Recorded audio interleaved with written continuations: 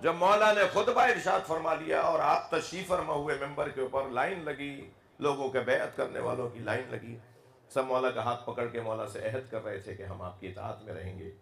بہت ٹائم لگا، مولا علی کی بیعت کا سلسلہ ہوتا رہا۔ اسی اثنا میں جب یہ تقریب مکمل ہوئی تو اچانک مسجد کے دروازے سے ایک روحانی اور نورانی شخصیت کو سامنے آتے دیکھا۔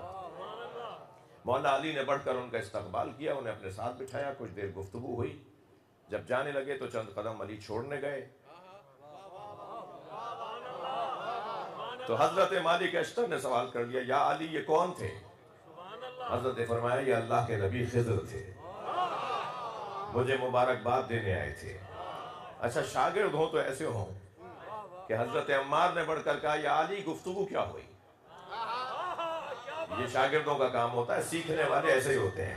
یا علی گفتگو کیا ہوئی؟ میرے مولا نے فرمایا خضر مجھے مبارکباد دینے آئے تھے، انہوں نے ایک حکیمانہ جملہ مجھے ہدیہ کیا اور پھر مجھ سے کہا کہ اگر میں حکیم ہوں تو آپ تو ابو الحکم ہیں، تو آپ بھی مجھے کچھ عطا کریں۔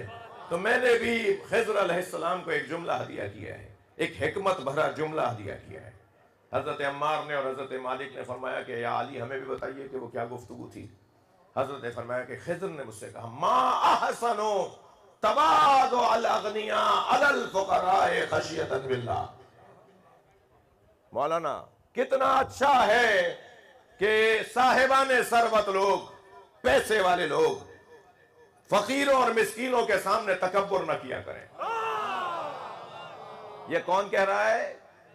حضرت خضر فرما رہے ہیں ما احسنو تواضع الاغنیاء، اغنیاء پیسے والے، ان کا تواضع، ان کی خاکساری، ان کا تکبر نہ کرنا، علی الفقراء، فقراء کے اوپر، خشیۃ باللہ، اللہ سے ڈرتے ہوئے۔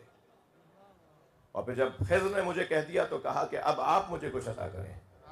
تو یہ تو سوچ تھی، یہ تو فکر تھی، یہ تو کمال فکر ہے حضرت خضر کی۔ اور علی کیا فرما رہے ہیں؟